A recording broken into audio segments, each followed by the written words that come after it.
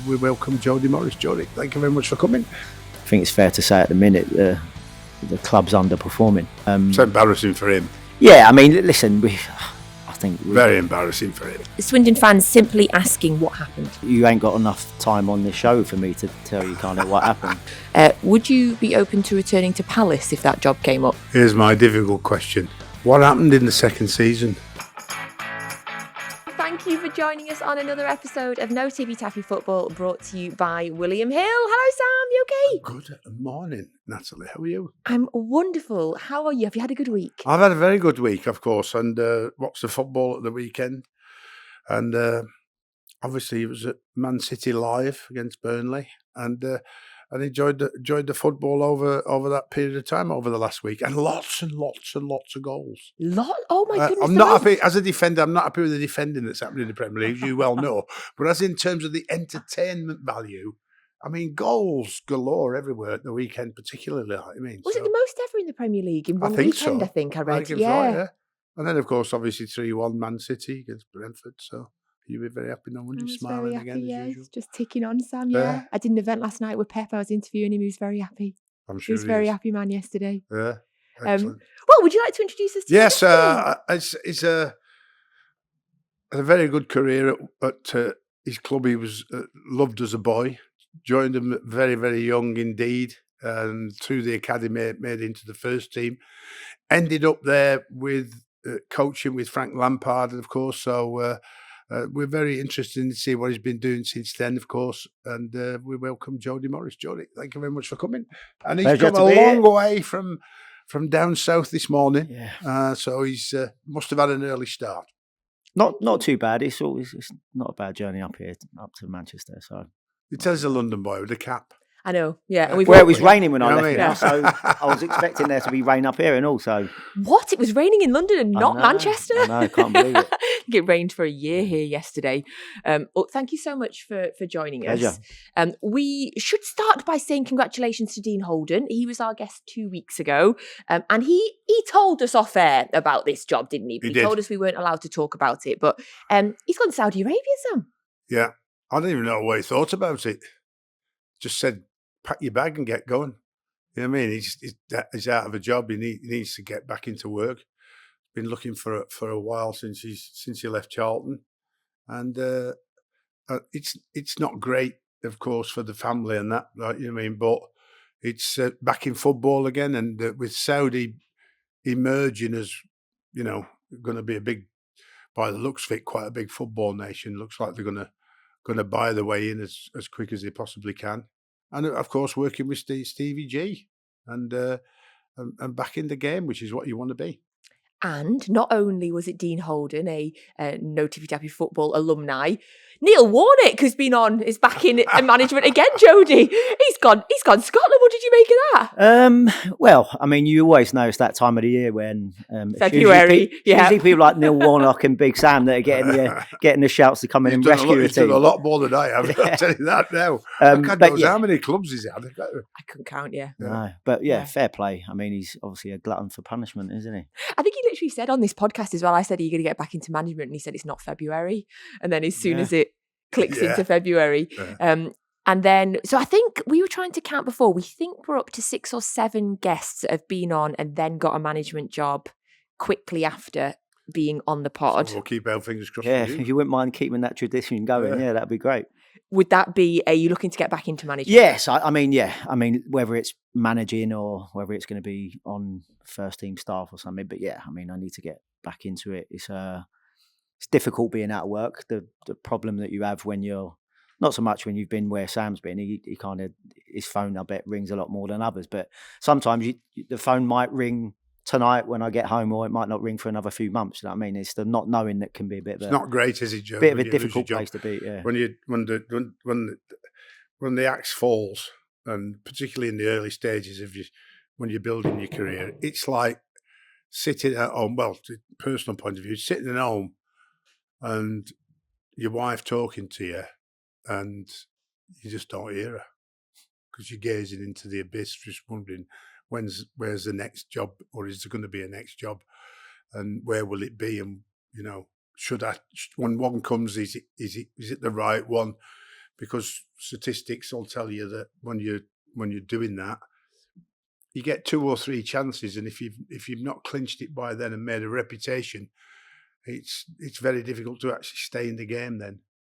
And obviously, the experiences you've had and from getting sacked means that it's not often your fault, but you're the one that carries the can. So when you get the next one, you've got to make sure you stay in it, and then you can grow from there. I think that's super important as well, though, when you're saying about choosing the right one. Yeah. I turned down jobs before I actually took the Swindon job, and others that I turned down interviews for. And I think one thing I learned from coming out of it was I didn't ask enough questions about what was going on at the club before I went in there. It got to the point where I didn't get jobs that I actually wanted and I was trying to get, and missed out on a couple of really good jobs. That it got to the point where I was then maybe kind of not accepting, but taking a job that maybe I wouldn't have taken a year before.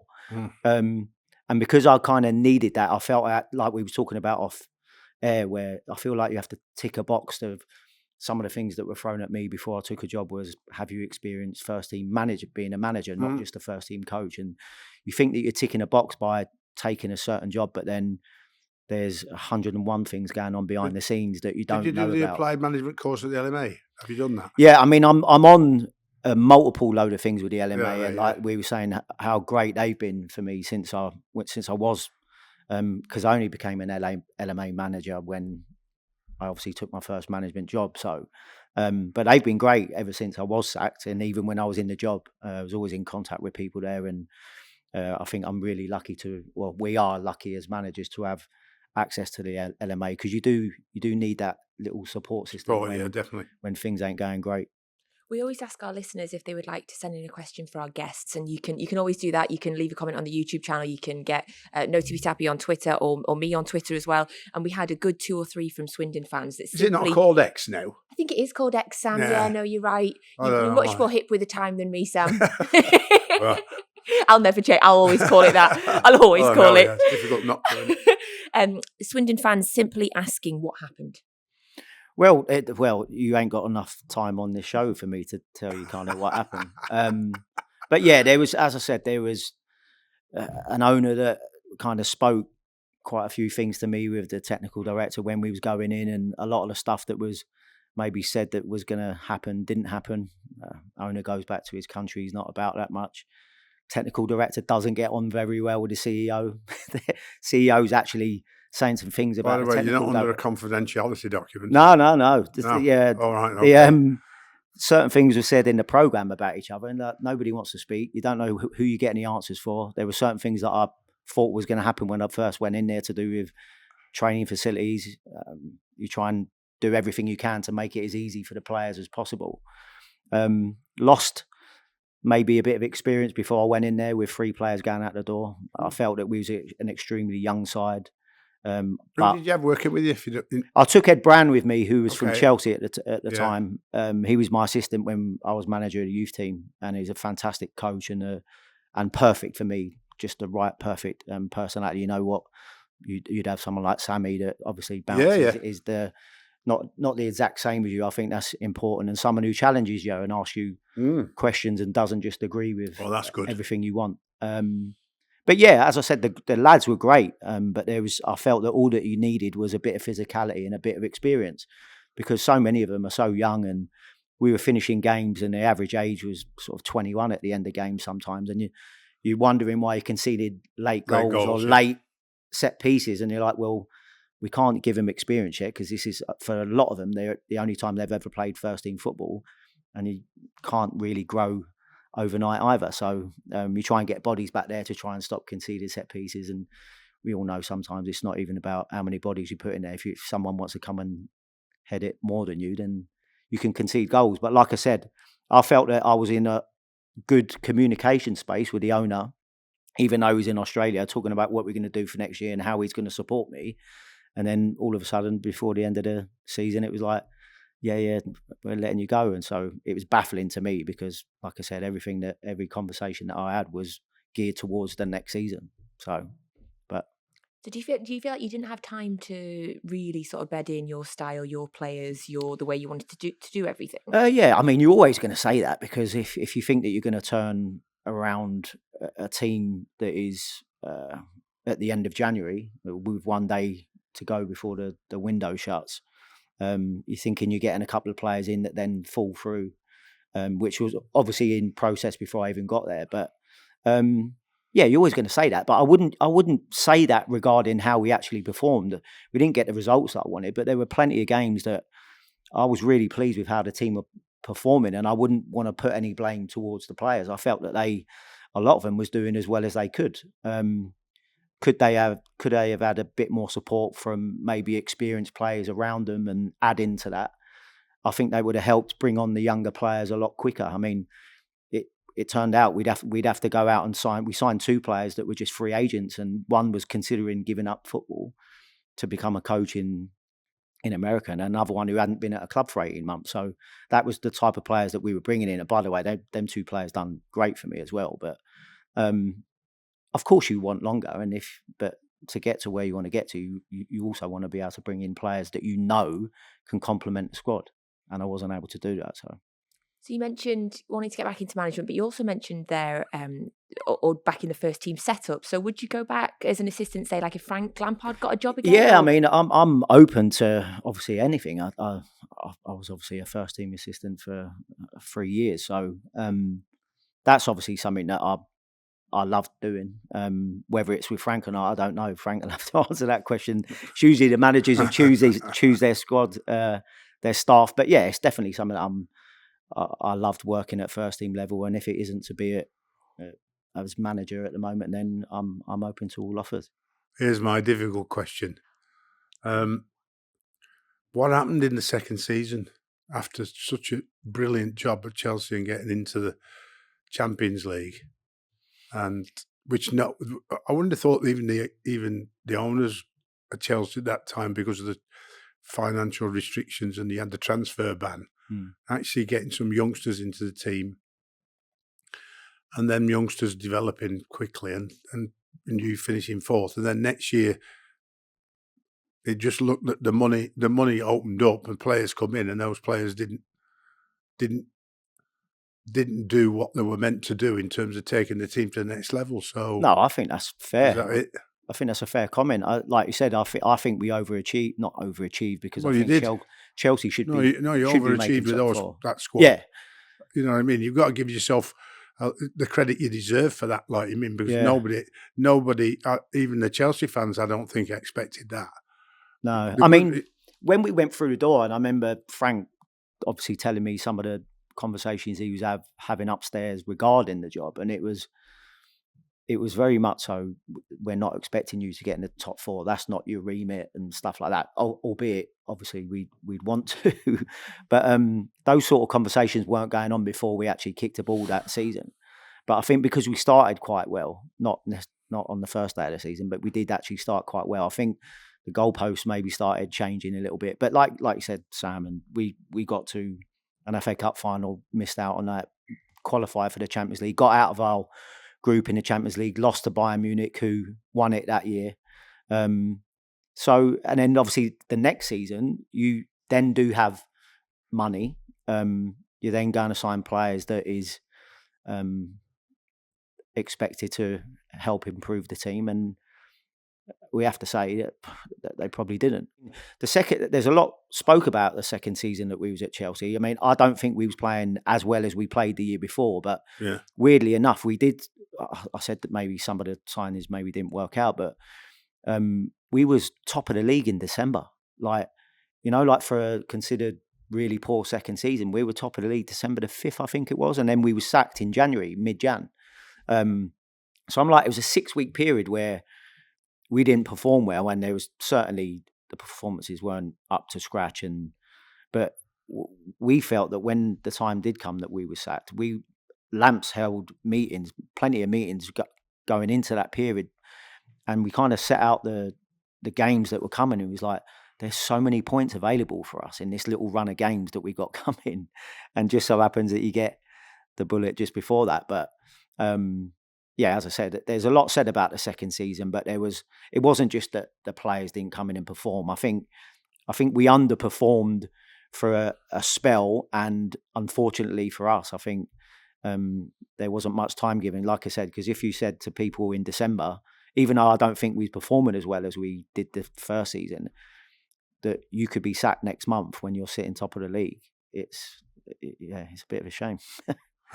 When you look at Frank's managerial career, so the fourth with Chelsea that we mentioned, obviously kept Everton up and went close to promotion with Derby. Do you think it's unfair that there's almost a feeling around him now, a perception around him that he's failed in management, or that his management time was poor? Yeah, I mean, I think it's easy to be dictated to by whatever the media topic is at that particular time. And if they're they're considering Frank maybe not doing great at Everton, but then if you spoke to people at Everton, the fact that they stayed up the year before, there were, I think, you were lucky then, because I got eighth and got booed out. Please excuse me, I just want to stop this episode quickly because Big Sam and I just want to say a huge thank you to you for supporting No Tippy Tappy Football, whether you are listening or watching or doing both. Sam and I absolutely love doing this podcast, and we couldn't do it without you. So take a second, please, and subscribe or follow wherever you are watching or listening to us. We're also on Twitter, No Tippy Tappy Football, and we have our own YouTube channel. I know everybody says it, but it really would mean a lot to us, and it means that we can keep getting bigger and better guests the more followers and the more subscribers we have. And then you can go and tell all your mates that you've done Big Sam a favour. So thank you for listening. You were labelled, I'm just thinking about you sort of, something you said there, as the best schoolboy footballer in London. Rio Ferdinand said that about you. That comes up a lot. That was a serious generation back then. I mean, how many of the people you played with as a schoolboy went on to careers? Yeah, I mean, not a bundle, to be honest. I mean, obviously, me and Rio used to play against each other. He's from South London, I was from West London, and we used to play against each other a bit. And we played for like inner London when we was like 12. And we'd actually get the train up together for England schoolboy trials. And around that sort of time, I was doing well. He was doing well at West Ham, but he was a lot smaller and he was more of a midfielder. But yeah, around that sort of time, I ended up going to Lilleshall as well. So you end up playing with some players that are fantastic and from up north, like Jamie Carragher was the year above me, John Curtis at Man United. Very successful, that, wasn't it, in the end? Yeah, I mean, it was brilliant for me. It was successful in the end. Yeah, I mean, you had Michael Owen was the year below us, Wes Brown, Michael Ball. So there, Joe Cole went, Jermaine Defoe. There's a lot of success stories, but again, as many as maybe some have not hit the heights of others.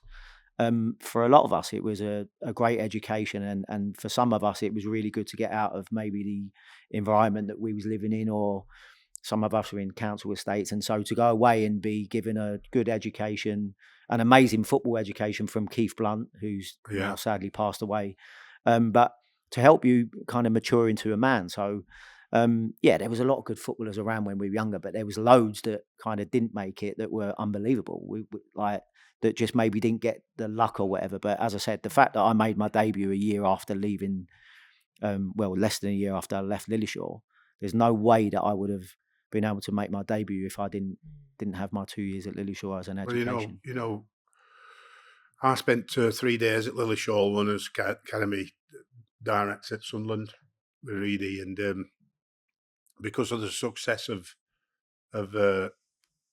Lilleshall, because what it did was it gave you the education and football in the same time. So parents today have to commit all their life to driving the son into the training grounds to do the training in the evening.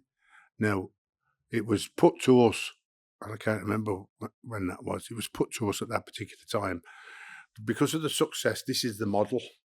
Now, the model is for you to go and put it into your football club, particularly when you're in the Premier League, which meant that you found a school, you worked with that particular school, and you bought your players at 14 I think it was, into that school, and you replicated, what happened at Lilleshall.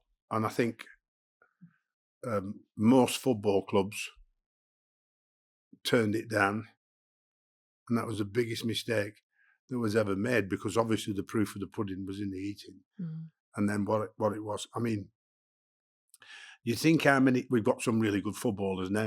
Do you think how many footballers we would have developed if we'd have done it? That was what, more than 10, it's got maybe 15 years ago. Well, to be honest, a lot of the bigger and better academies now are doing similar model. They all educate. But they're not bringing them. They're not bringing them in to live in the area and just go to the same school. Chelsea, they do a lot of that. They do it. Chelsea, have they? Yeah, so that's really that's good. Like, I mean, so we can't have you on, Jody, without having a good old chat about Chelsea, which I imagine is a lot of Chelsea fans listening, waiting for a good old chat on Chelsea. What a club! So let's start off with Poch. How do you think he's doing currently?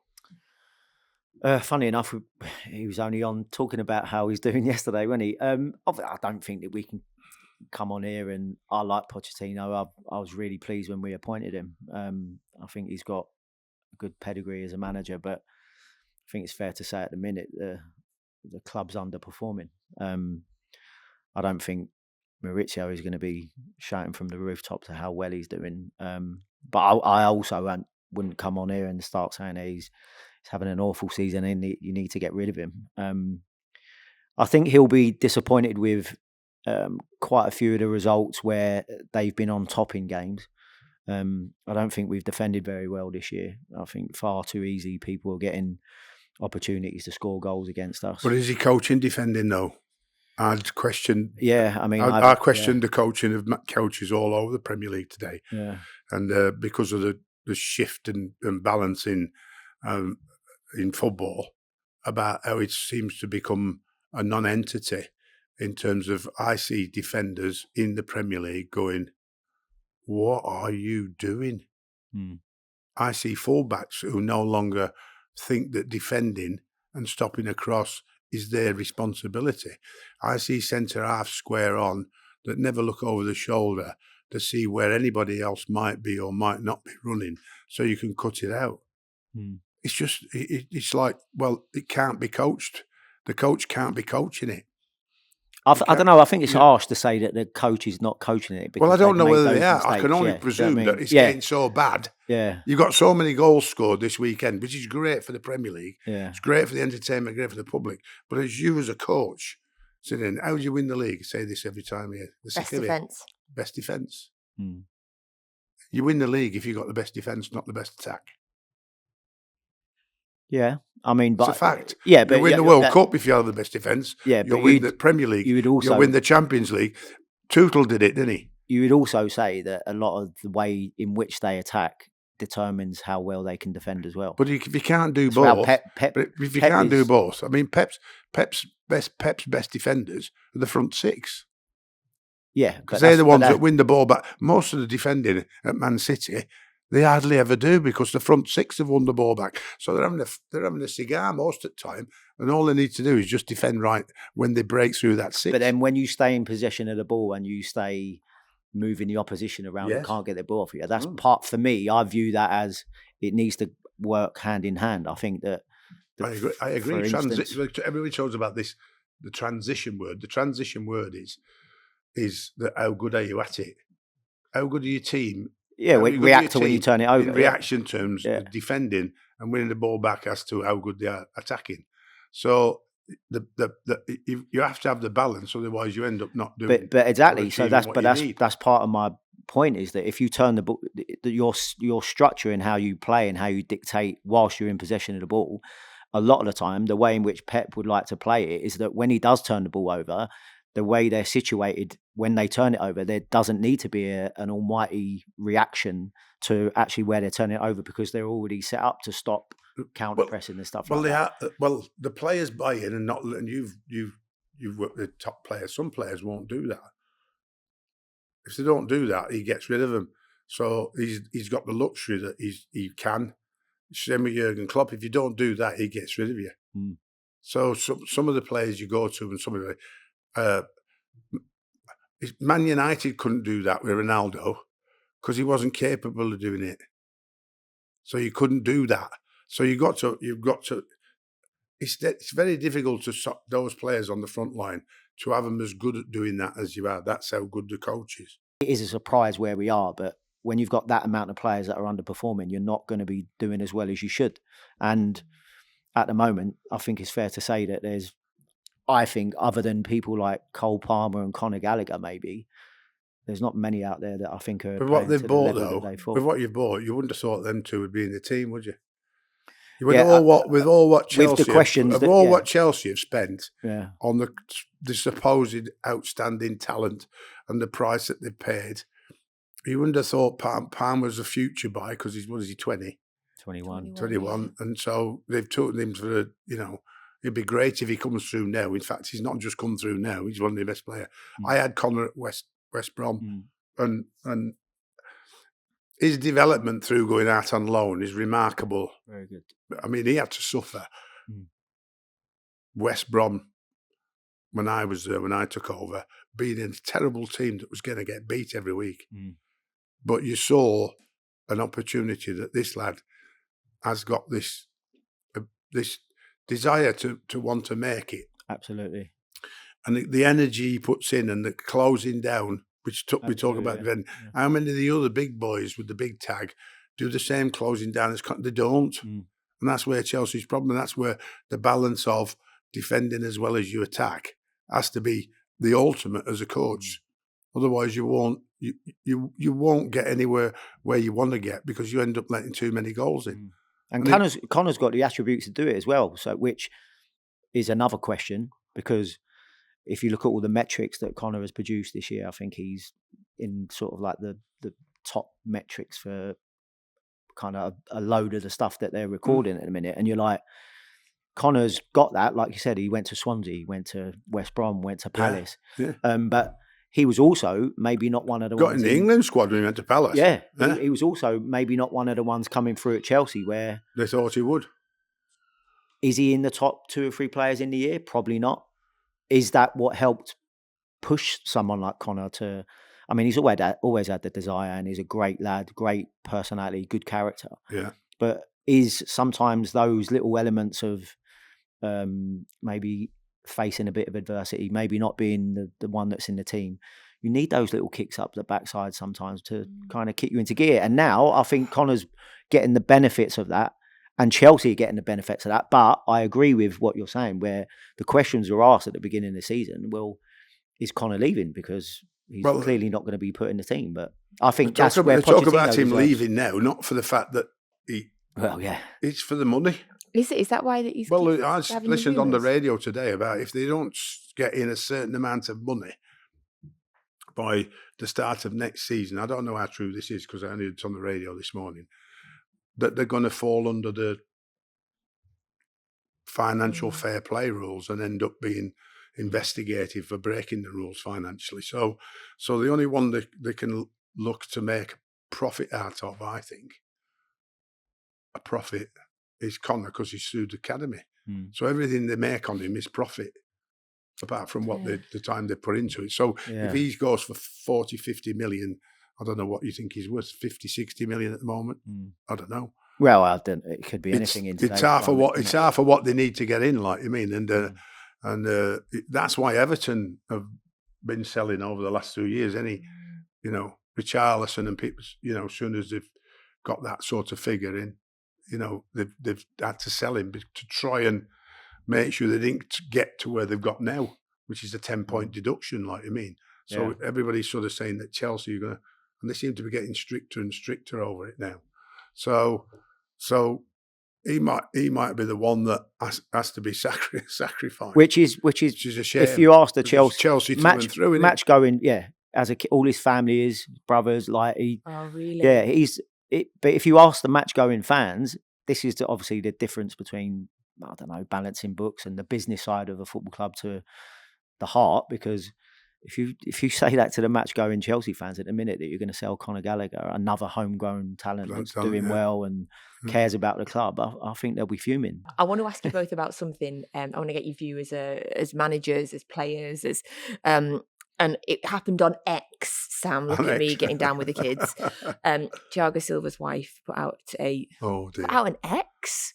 I don't know, put out a tweet after the Wolves defeat. Thiago Silva's wife tweeted, "It's time to change. If you wait any longer, it will be too late." Now, we don't necessarily know that Thiago Silva's wife is talking about the manager at Chelsea, but if that was you in charge, or what I think you'd want to find out if that's what she was talking about. I think so. I mean, that doesn't help anybody. But she might not be talking about the manager at Chelsea. Who knows? It's embarrassing for him. Yeah, I mean, listen, I think very embarrassing for him. If the manager has to pull you and have a chat with you about something that your wife's saying, then obviously that's not great for you. You want to concentrate on your football, and anything that's going on between you and the manager is between you and him.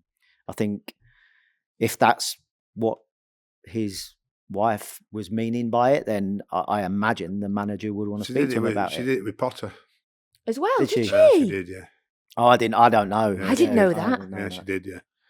All I will say is that Thiago Silva is a very passionate and top player, and if she's anything like him, then she's going to want to win. And he's a winner, as we. Yeah, that's what I mean. So listen, I don't know whether that's. I read something about it, but I haven't seen it. Who knows? How old is he now? Didn't they ask Pochettino about it yesterday? Did he say anything about it? Did they? No, I've not seen. I don't know. I thought he might have got asked.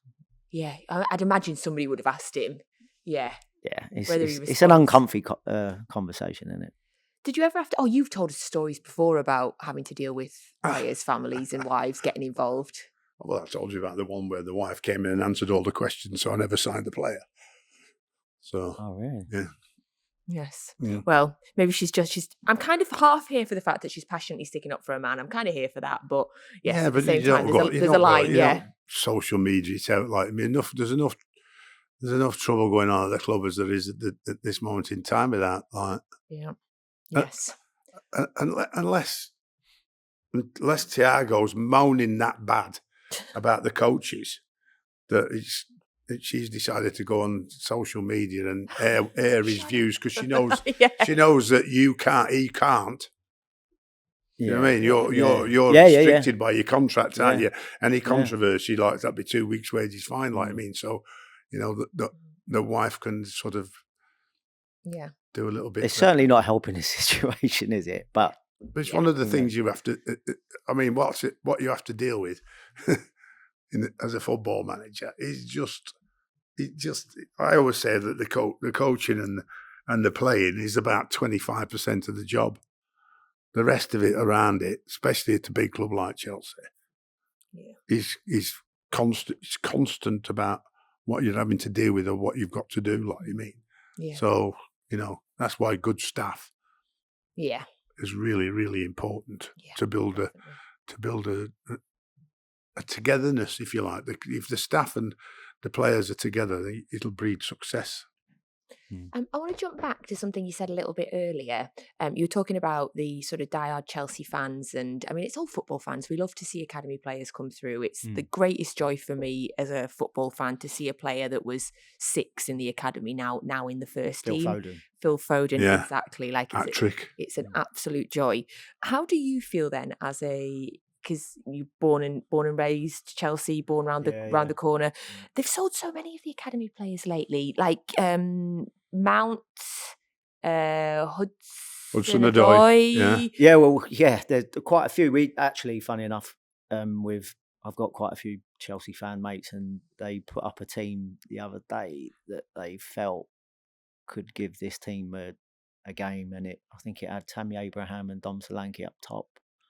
Tamori, Mark Gurhey. Wow. I think it was Tariq Lamptey. Are these all Chelsea academy players? Livramento. And then I think they had Billy Gilmore in midfield. Yeah. There's a good few, put it that way, and they're just being passionate Chelsea fans. And obviously you have to look at every individual case of what happened when they was being sold or why and all that. But I can't help. I will always be gutted seeing a homegrown player leave out the door for. It's different when I think if their time's up and they're not going to play enough games, and for instance, Ruben Loftus-Cheek had been at the club a long time, in and out with injuries a bit, and was always kind of on the fringes, playing a little bit. I kind of get why he would be wanting to go and play in AC Milan, and he needed a little fresh start. But what did they get for him? I don't know. I don't know. But you who did they let go for 8 million? I heard on the. That was Callum Hudson-Odoi. So they, was it 8 or 11 million or something? I think it was ridiculously 8, low like that. But again, there's circumstances behind each Did he go to individual Forest? Was case. it Forest? Yeah, Forest, sorry. Yeah. So yeah, it's difficult to just. But there are moments when you look and go, well, I think quite a few of them get in the team now. For me, do you know what I mean? Which is always difficult. And like I said, I understand that it's a new regime and there's things that are maybe changing or that need to be changed in the club. What happened to him? Well, exactly. That's what I'm saying. He's like, what's happened to him at Man United? Nothing. Well, he's Nothing's just been happened. injured, isn't he? He's been injured. He's been injured. The Man United one. I think people judging how Macy's getting on at Man United is very premature when he's been injured for most of the season. So he didn't make a great start, but who's playing well at Man United at the minute? Do you know what I mean? So yeah, it is a difficult one, and like I said, as a passionate fan and all that, it's always nice, whatever club you support, when you've got someone playing for the club that kind of feels a bit more. And also when they're top players and they're being spoken about, maybe getting signed again from teams that are maybe above you in the league, it's difficult to look at sometimes. So Monday night is a really big game, a London game. I get mixed up with all the boroughs of London, what you class as derbies and not these days. But you've got Chelsea playing Palace Monday night. Yeah. It's not. That's not close to each other at all. Really, no. Londoners don't care about that. No, care about it, but it's I mean, they'll class it as a London Tottenham, derby, but Tottenham, Arsenal. But Palace and Chelsea have never really had that much. Palace and Brighton, or Palace and Millwall. Palace and Brighton is just weird. Yeah, it's miles away. Yeah. But so yeah, it's a big game. I'm going to actually, and I went to the Liverpool game the other day with JT as well, so it'll be another away end one for me. Are you in the away end? Palace are south of the river, aren't they? Right. And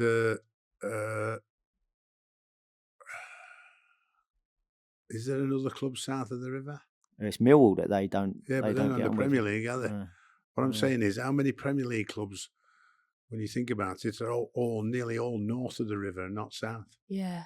Just that small bridge. Yeah. Palace are just doing their own thing. Yeah. I'm obsessed with the idea now of you in the away end. You've got end. Charlton, haven't you? Yeah. You know, West Ham are not south of the river, are they? Stretch. Yeah. I don't. It's London, Sam. It's one big place. Yeah. It's not big. It's not. It's massive in terms of its population, but you can get about London.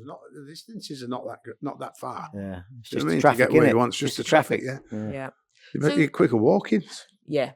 Is JT going with you, did you say? I'm not sure. No, Monday I don't think. But I went with him to the Liverpool game, which was a bad move.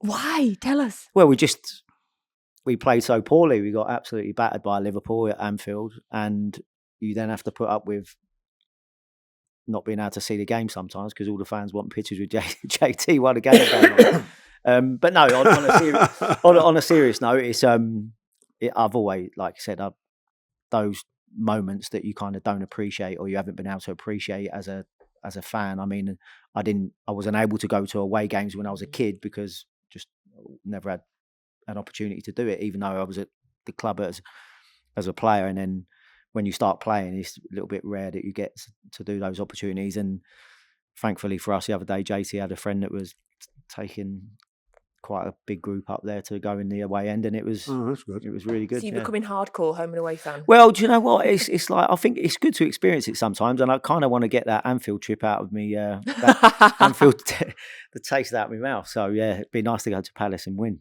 It's a big game though, isn't it? A lot of pressure on both sides at the minute. Palace have got a lot of injuries at the minute.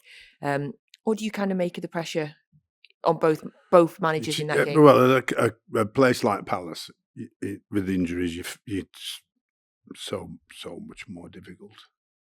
So if you look at between the two, the best is Man City.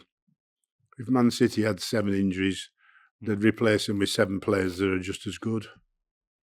If Crystal Palace have 7 injuries, they'd be lucky to get 3 players they're just as good as lads who are injured, and the other 4 won't be. No. They'll be on the par, and that's what you're faced with. I mean, and also how unlucky the 2 best players, Ezra and Elise, have been injured at periods, and obviously Elise a little bit longer than Ezra, but those 2 are huge talents, linked everywhere. Great young players, and they've just been unlucky with injury. So Roy missing his 2 best players for big periods of the season is difficult to take, let alone just the fact that there's 2 more injuries out of a squad. You mentioned JT a minute ago. Is he looking to get back into management, do you think? Do you think we'll see him as a manager again in the future? Do you know what? He's probably one of the ones where I'm like, I cannot believe. Surprised me. He's not dipped his toe in the water yet. I mean, he's had offers, to be fair. He has had offers to be manager. He's been assistant at a few places. Yeah, so he's got his pro licence. He's done his AB. He's obviously was assistant to Dean Smith. Yeah. Very successful. Aston Villa beat us in the player final. Couldn't believe it at Derby. But JT for me is a born leader, natural leader, and one that I think players would want to follow. With him, the offers that he had have not quite been what tickled his fancy. So, but he would take he might say to some people that he wouldn't, and he'd take a job if the right job came up. He would definitely take one. We need to get him on the pod, Sam. Can't wait forever. No, because sooner or later, with everybody, no matter who you are and where have you been, like the phone stops ringing. Yeah.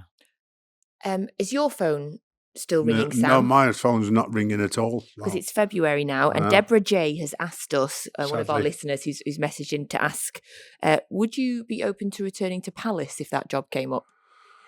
Well, that'd be a very interesting conversation between me and Steve Parish, like I mean, because obviously the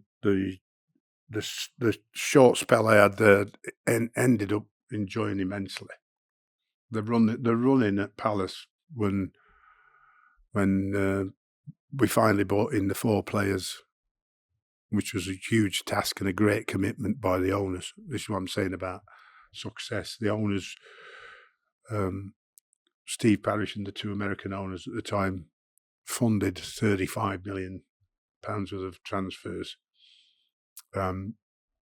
which is probably, in January, probably the greatest figure I've had, apart from Everton. And that made a massive difference to the team. And we stayed up and won at Liverpool, won at Chelsea with Antonio Conte was there, then lost since, I think, first month of the season or something like that, you know what I mean? And we managed the 2-1. We won 2-1 at Liverpool. We beat Arsenal 3-0. We just had a great back end of the season, like I mean, and that was... And then when you experience it, it's quite funny, really, because we all want to win and we all want to feel in winning a cup or winning the league. But, like, there's quite a euphoria around the stadium with the fans and the feel-good factor about when you stay up, when you clinch it, like you mean, because the fear factor, you can feel at every game, particularly at home. What's it going to be like today? Well, you as a manager go, what the team going to be like today? You think they're going to be all right. But then you go, oh, shit, no. Here we go again, you know what I mean? So everybody feels the pressure around the club, don't they? You notice it throughout the club. And also, I had great admiration for the fans. Palace fans. Oh, patience. I mean, they're not showing much patience now, because of the way things are going, but their patience was in the early stages. It took 6 games to win a game. And as usual, everybody's saying, oh, Sam's lost his mojo. Sam shouldn't be coming back in. Why is he coming back here? Doing this and this and that. Anyway, we all stuffed it up at the end, shut them all up. So yeah, great time. Really enjoyed it. I've always enjoyed London since West Ham. 4 years at West Ham, and then Palace on Tower Bridge. So okay, me and Sammy going out and sampling a new restaurant. Sammy in London. Sammy. We're in the same building, like saying. That was a good question. I like that. 2 different apartments. So yeah, it was Thanks, good. Deborah J. That was a great question. I think the answer is yes, in a respectful way to his friend. Okay, couple of ones left before we go on to the quick fire ones at the end. as a midfielder, obviously, how highly are you rating Declan Rice at the minute? And is it somebody that you wish Chelsea had signed? Yeah, I actually messaged him when we was there and said, would you come back? Because obviously he was released from Chelsea as a 14-year-old. Another one. Yeah. Oh But again, he's one of them where if you actually spoke to Dec, I don't At the time. think that he would have thought that he should have been. Was he a centre half then? Yeah, but there was quite a few of them that thought he maybe shouldn't have been released. But it's probably the best thing for him. Like, he's gone on to amazing things at West Ham, but while he was there, when we actually, funny enough, going into the second season, and I was on at Lamps all the time going, Dec would be unbelievable for us. We need more legs, because Kante hadn't played for us a lot. He only played about 40% of the time. He kept getting injured. And I said, right, do you like Dec? And Lamps at the time was like, I don't know, I ain't really seen enough of him. And all of a sudden, about a month later, he was like, I'm all over Dec since we've been kind of having a closer look. And I messaged Dec saying, would you come back? Otherwise, there's no point Lamps going to have the conversations with anybody if Dec is still. And he went, no, I'm a Chelsea fan. Of course I would. So that got put in motion. Then Lamps started speaking to him, and it was on upstairs at the club. We're speaking to his dad and talking about a few things, but it was kind of pushed behind a couple of other signings, and didn't get through. But I think at the time they was quoting around about 60-65 million, so that would have been an absolute snip. And snip. You're talking about someone who really could be at your club for another 10 years. And for me, Declan's top draw, and I'm so excited about the England midfield that we have at the minute. But Dec he's shown his worth already. I mean, he showed it with England, showed it at West Ham, and now at Arsenal, playing at an even better team and a better level. He's producing week in, week out. I watched him live, sadly for me, when I was at Leeds last season. I just went, it's on the touchline, like me, because I know Kevin Nolan, who's working at West Ham with Moyes, he's told me about him all that time, and I've watched him on the telly live, obviously a lot, like you mean. But when you stood on the touchline here like that, it was the day I found that fiver. Have you seen that one? No. I found on the touchline? Yeah, and they found a fiver on the floor, and I offered it the fourth official, and he hit himself. Yeah. He went, oh, I can't take that. Yeah. Oh, God. I thought they had about half, like, I mean. Yeah. I mean, yeah. So there's a fiver floating. Money goes to money, doesn't it? Eh? Yeah. Well, thanks for that. Yeah, so I watched him live, and I said to Moyes after he went, I know, said it's going to be hard when we lose him. He said he's definitely going this summer. I mean, I thought, wow, he is top player, top lad. 6'3" as well. Top lad as well. Top lad. Yeah, it's not just. You know, you thought his mobility and the way he changes direction and stuff like that, being such a big lad, it's just fluent, probably the right word. So fluent.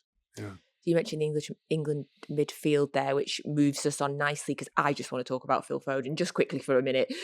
Obviously, Graham Souness has said that a world-class player is somebody who would get into any team. Is it fair to say now Phil Foden would get into any team? Well, I think he's getting in the England team enough. I don't. You don't. Oh, okay. I thought you were saying you don't think he's going to get into it. I don't think that Gareth's got him as a number one, and I also think that anywhere else though is yes now. Yeah. Centre midfield, wide left, wide right. I'm a huge fan. Any of those three positions. For England, I think he can play left, can play in midfield with Bellingham, with Dec behind. That'd be amazing. But I don't know. Where doesn't he get in? I don't know. It depends. If he wants to play, he wants to play a 10, doesn't he? No, he'll play anywhere. No, he will. He wants but to play central, doesn't he? He wants to play central. I think doesn't so. He? Yeah. If you play him 2 and a 1, Bellingham's getting in the 10, isn't he? If you want to play that way, I mean, or do you play a 1 and a 2? Yeah, but if you change the way that you want to play to incorporate him, but Foden gets in my England team for sure. But I'm just like playing devil's advocate. Does he get in over Jamal Musiala at Bayern Munich in a 10? Does he get in that position? Do you know what I mean? Okay. I think he's top class. I'm not knocking it. I'm just saying. By Graham Souness is definition.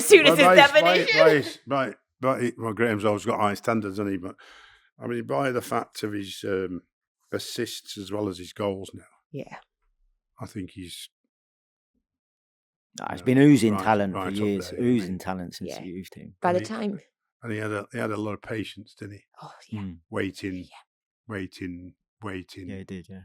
Yeah, waiting. Yeah, that's another one. There was a Red Top journalist that said when Phil Foden signed a new 6-year deal, he's going to sit on the bench for 6 years. And City fans pull that tweet out all the time as well. It's joyous. Right. Quick fire questions for the end. So, okay. Did Jody and Sam think Arsenal over-celebrated, or is celebrating a win exactly what football is about? Celebrate when you win. Celebrate as much as you want. Like you mean, I think, have you seen Barry Fry? Celebrate. Get out some flicks from them. Put Barry Fry in your YouTube and watch him celebrate when his team scored. It's Peterborough, by the way, if you don't know. Okay. But like Barry used to run up and down the touchline like a lunatic. Like I mean, so there are times when it can annoy you. I mean, I can use it as the right time and say to the rest of my staff, listen, let's show what we are. And showing what you are in the general public of the game means all the staff jump out and celebrate a goal. Because that's togetherness, like you mean. And you can use it slightly for intimidation. See, I felt the celebrations for the goals were spot on. Like, why wouldn't you? You can do what you want, I think, when you score goals. I think they're probably meaning a little bit after the game and the stuff on the pitch after the game, where it was a little bit. He done the same thing as Klopp, where he does the 3 cheers or whatever that Klopp does, and I don't know. Oh, what are we getting on? No, I'm just. No, you heard the one about going on about that one. Yeah. You know what I mean? Well, Maddison started that. Why is he pinching what he's... Yeah. And I'm going, why are we making a fuss over this? Yeah. Like, I mean, my thing with the celebrating was just a little bit of, I can understand if people were mentioning it, because it's this type of thing that could get brought up again if they finish third, which I think they probably will, behind Liverpool and City. It's the type of thing that can be brought up. What are they saying about it? I haven't read it. What are they saying about it? Some people are just saying they over-celebrated it. Not the goals at the end of the game, sort of. Somebody took the photographer's camera and was. Yeah, but you can also go. You actually don't know what the build-up was like for the game and what had gone on the sidelines, for instance. They might have had a few words. Do you know what I mean? So it's. I think only Arteta will know if he over-celebrated. There's a few they pretend we're all getting all right, but some. Yeah. I just say football's supposed to be fun. We're supposed to enjoy football, so enjoy it. So you think City, Liverpool and Arsenal will be the top 3. Yeah. So do you think Man United can slip into 4th? They are currently 8 points behind Villa. I think they can, but it is I think they've had a good week, haven't they? They've had a good week for 4. Was it 4-3? Yeah. And I'm loving Kobe Mainu. Yeah. I really like him. Good win against West Ham. Yeah. But West Ham were never out of it. I think it sort of flattered United. I watched all of that game. West Ham's poor finishing. And also, it coincides with the fact that you've got the striker now that has scored for him 4 Premier League games. Yeah. So when your striker's notching in full flow, then you give yourself a chance to win games, doesn't it? But yeah, I think they can do better. We're still waiting for Marcus Rashford, though, aren't we, to emulate what he did last season, because he really needs to show the Manchester United fans that he is committed after the off-the-field problems they've had with him. And he did play it well the other day, though. I felt that, which he owed to his manager and his fans and his teammates. But if he continues like that, then that's the type of Marcus Rashford you want. Like, it's the same as last year, but unfortunately for him and Man United, he hasn't quite been there this year. Well, they're talking about the emergence of the young players, aren't they? Which is the thing, and well, everybody likes, But can they keep it up? When you be talking about young and experienced players, it can be a big pressure actually continuing at a high level consistently 2 games a week, which is what everybody's falling into now, isn't it? Yeah. So, you know, we'll wait and see. And for Man United to get over their injury problems, you know, it happens to be sometimes forced for you because you've nobody else because of injuries that you put these youngsters in, and it looks like it's going to pay. I don't think he'd have played these youngsters if he had the full fit squad. Well, it's how Rashford got in the team in the first place as a 17-year-old because of the amount of injuries that he had. So you know, it looks a lot brighter. And there's talk today about Mr. Radcliffe building that new stadium. You know, £2 billion or something like that. Next door to Old Trafford, that will be something. Crumbling, so they definitely need it. Slight little dig there. I know. You noticed that, yeah? I thought I'd done that quite deadpan there. Who is the best player you worked with at the Chelsea Academy? I would always. I've been asked this a few times. I would always go with Mason Mount and Reece James because they're a year apart. They were both my captain in the youth cup teams. And they both led by example on how they performed on the pitch. They're slightly different in characters. But Reece, I think when he's fit, is one of the best right backs in the world. And I think he can play in any team. And Mason is a dream to work with because great technically, will run all day for you, trains properly every day, takes on board information. You could inundate him with anything and you know he's going to go away, think about it and try and implement it. There's other players that are just as important in the team, but you can't give them half that amount of information. You've got to limit what you give them. Whereas Mace was always good that if you needed someone to dictate or to help with the tactical element of a game that you was coming up, he would help drive that, whether it be in training or on a we should expect him to come back with a bang then at Manchester United. Yeah, I do. I think people might need it. Has he been there at Chelsea how long? Since he was 8. So when you move for the first time, and what the club at Man United need to do with any player or every player is the focus on him and his family to settling them in schools, counts, you name it. You've got to sort it all out. Otherwise, it's going to be a big problem because if the family's not settled and they're not happy where they're living, then the player goes home and the wife's not happy, or the girlfriend if they're living together. I don't want to be here, I don't like it, whatever it is. The football club must make sure that all that's signed. And then the player, it's his first move. Not only for him is it a big move to settle in with the players and the culture of Manchester United, and actually it's a much, much bigger club than Chelsea.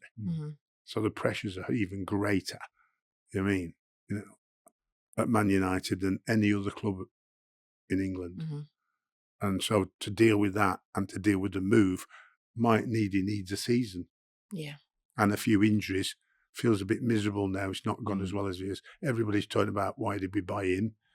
He's got all that behind himself and he's got the character, because you just said he's got the character to go, I'm going to prove you wrong. So I look forward to Mason Mount coming back and stuffing him up and basically saying, here I am. This is why I've moved to Man United and this is the quality I'm going to deliver. I mean, it kind of is parallel a little bit that he's gone into a Man United team where nobody was performing well at the beginning of the season. If you then take the amount of players that Chelsea have brought in when no one's performing well, it's hard for them to settle. And like, it doesn't help. If the team's playing well, it's so much easier for a player to slot in and sort of hit the ground running or adapt. Like, injuries is the main thing for me that has caused Mace's problems this year. But if he was bringing a player into Bolton back in the day and you're playing great, you go, there you go. Like, it's a perfect time for them to kind of embed. When it's not going great is sometimes can be difficult, you know. Okay, 2 questions left, one for each of you. What? First one for you, Sam. It's come from YouTube, one of our watchers. Our subscribers. Yes, well, thank you for subscribing. We need some new subscribers. You're watching for the first time, please subscribe to our channel. No Tippy Tappy Football. Sam said it, you have to do it. And you can leave a comment and we might ask Sam the question. So, question from YouTube. Would you ever return to Blackburn if the Venkies apologised and admitted that they made a mistake with you? Blackburn. There's always a possibility, yeah, always. But obviously, it's not just about the Venkies. It's about the structure of the football club, like you mean, and who's are they staying? Are they going? Because obviously, it appears that back in their homeland, they're under lots of financial restrictions. So any money coming into Blackburn has stopped apparently at the moment, and they have to live on their own income, which is going to be very difficult if the club's going to get back into what might be in the playoffs now. Would be a major achievement, or trying to get back in the Premier League. So I was interested in a club that's willing to go to where it needs to go to get into the Premier League. Yes, take a dabble in the Championship again. So really enjoyed Blackburn, my time there, and bitterly disappointed when I got sacked.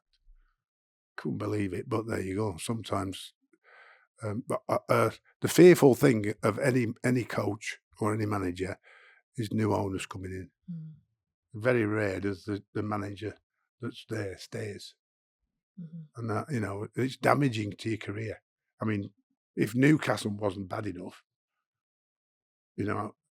losing my job there because of the new owners, not that I blame him. It's his right to pick who he wants when he's bought the football club, which is Mike Ashley. I don't hold any grudges about that, but it's damaging to your career for one, and then when you get the second time round and it happens again, it's bitterly disappointing. Last question for you, Jody. Nice simple one for you. Who is the best player you ever played with at Chelsea? I'd have to go with Lamps and one. I'd go with Lamps because of the goals. Like I always think Lamps and JT are in their own stratosphere when you talk about Chelsea footballers. I think what they achieved is different to anybody else. How they was with their teammates, how they represented the club.